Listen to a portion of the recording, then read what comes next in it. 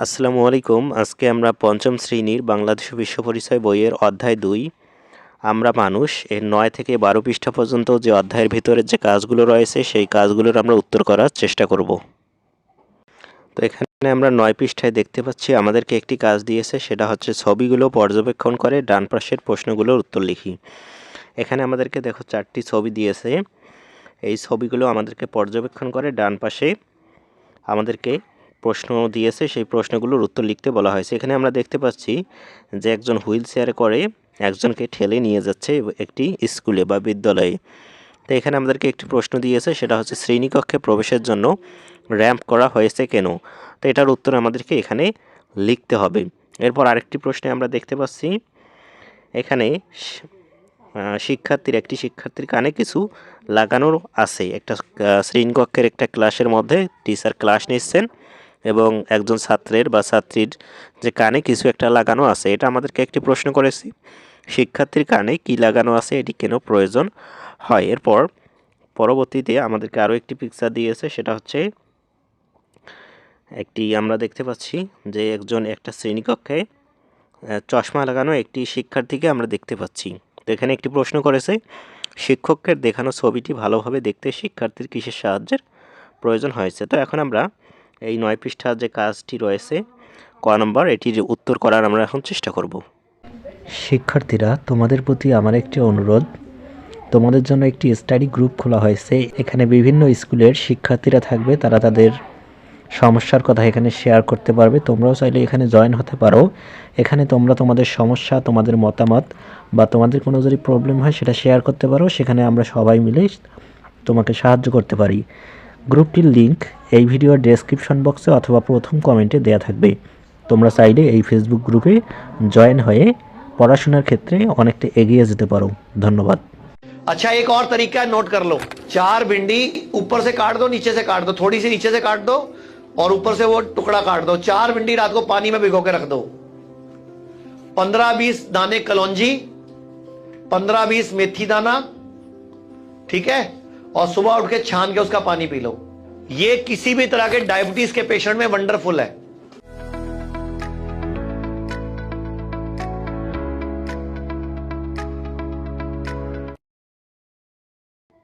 তো এখানে ৯ পৃষ্ঠার যে ক নম্বর কাজটির উত্তর আমি খুব সুন্দরভাবে তোমাদের জন্য তৈরি করে দিয়েছি। ১ নম্বর প্রশ্নটি হচ্ছে, শ্রেণীকক্ষে প্রবেশের জন্য র্যাম্প করা হয়েছে কেন। তো এটার উত্তর আমরা দিতে পারি।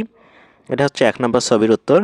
সেটা হচ্ছে প্রতিবন্ধী ব্যক্তিরা যেন হুইল চেয়ার বা অন্য সহায়ক উপকরণ ব্যবহার করে সহজে ভবনে প্রবেশ করতে পারে, সেজন্য র্যাম্প করা হয়েছে। র্যাম্প মানে যে আমাদের শ্রেণীকক্ষে দেখি একটু উঁচুর মতো করে দেওয়া রয়েছে, যাতে খুব সুন্দরভাবে গাড়িগুলো ওঠানামা করতে পারে, এটাই হচ্ছে র্যাম্প। তো ১ নম্বর প্রশ্নের উত্তর আমরা দেখলাম। এখন আমাদেরকে ২ নম্বর ছবিটিতে যে প্রশ্ন করা হয়েছিল সেটা হচ্ছে, শিক্ষার্থীর কানে কি লাগানো আছে, এটি কেন প্রয়োজন হয়। তো এটার উত্তর আমরা দিতে পারি, শিক্ষার্থীর কানে শ্রবণ যন্ত্র বা হিয়ারিং এইড লাগানো আছে। এটি প্রয়োজন হয় কারণ সে কম শোনে বা ঠিকমতো শুনতে পারে না।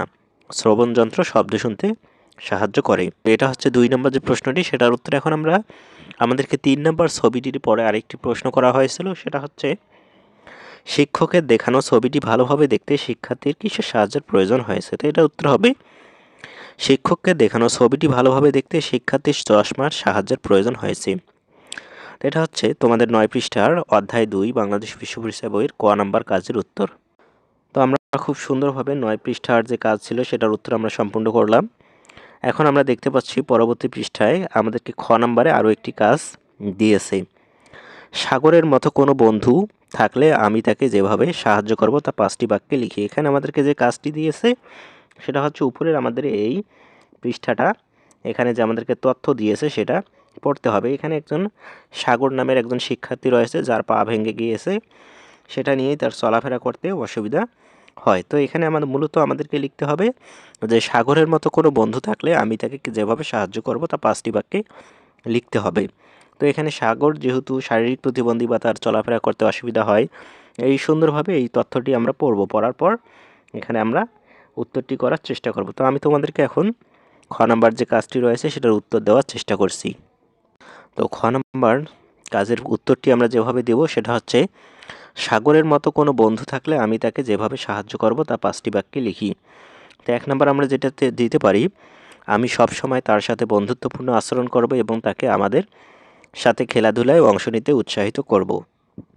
2 নম্বর আমরা যেটা দিতে পারি, চলাফেরায় বা সিঁড়ি দিয়ে ওঠানামার সময় তার কোনো সাহায্যের প্রয়োজন হলে আমি এগিয়ে আসব। এরপর 3 নম্বর আমরা যেটা দিতে পারি, তাকে কখনো শারীরিক সীমাবদ্ধতা নিয়ে উপহাস করব না, বরং তার আত্মবিশ্বাস বাড়াতে সাহায্য করব।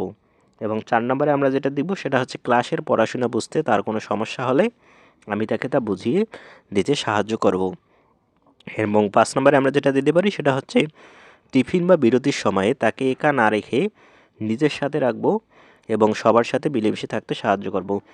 তো এখানে মূলত দেখা যাচ্ছে যে যারা একটু শারীরিক প্রতিবন্ধকতা রয়েছে তাদেরকে আমরা দূরে ঠেলে না দিয়ে একসাথে আমরা অন্যান্য সহপাঠীরা যেভাবে থাকি তাকেও সেভাবে আমরা এই কাছে টেনে নেব এবং তার যদি কোনো সাহায্যের প্রয়োজন হয় পড়াশোনার ক্ষেত্রে, চলাফেরার ক্ষেত্রে, সেটা আমরা তাকে সাহায্য করব।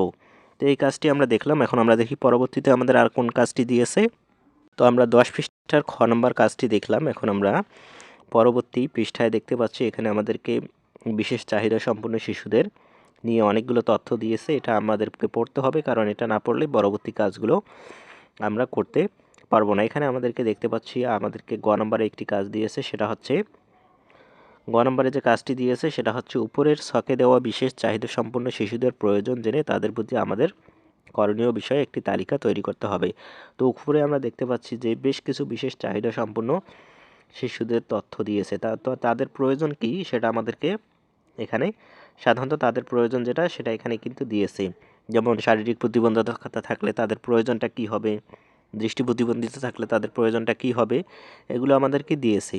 এদের প্রয়োজনটা আমাদেরকে খুব সুন্দরভাবে পড়ে জানতে হবে এবং জানার পর আমাদেরকে এই যে গ নম্বরে যে কাজটি দিয়েছে তাদের প্রতি আমাদের করণীয় বিষয়ে একটি তালিকা তৈরি করতে হবে। তো আমরা এখন এই গ নম্বর যে কাজটি রয়েছে সেটার উত্তর করার চেষ্টা করি।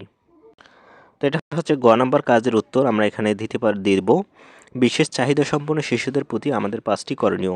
তো 1 নম্বরে আমরা যেটা দেবো সেটা হচ্ছে আমরা সবসময় তাদের সাথে বন্ধুত্বপূর্ণ ও সম্মানজনক আচরণ করব। 2 নম্বর আমরা দেব তাদের যে কোনো শারীরিক বা মানসিক সীমাবদ্ধতা নিয়ে কখনো উপহাস বা ঠাট্টা করব না। 3 নম্বরে আমরা দেব শ্রেণীকক্ষে বা খেলার মাঠে তাদের একা না রেখে সবার সাথে মিলেমিশে থাকার সুযোগ করে দেব। এবং 4 নম্বরে আমরা দেব তাদের চলাফেরায় বা কোনো কাজ করতে অসুবিধা হলে সাহায্যের হাত বাড়িয়ে দেবো। আর 5 নম্বরে আমরা কি দেব, তাদের আত্মবিশ্বাস বাড়াতে সবসময় উৎসাহ ও সাহস প্রদান করব। তো এভাবেই আমরা গ নম্বর প্রশ্নের উত্তরটাই দিতে পারি।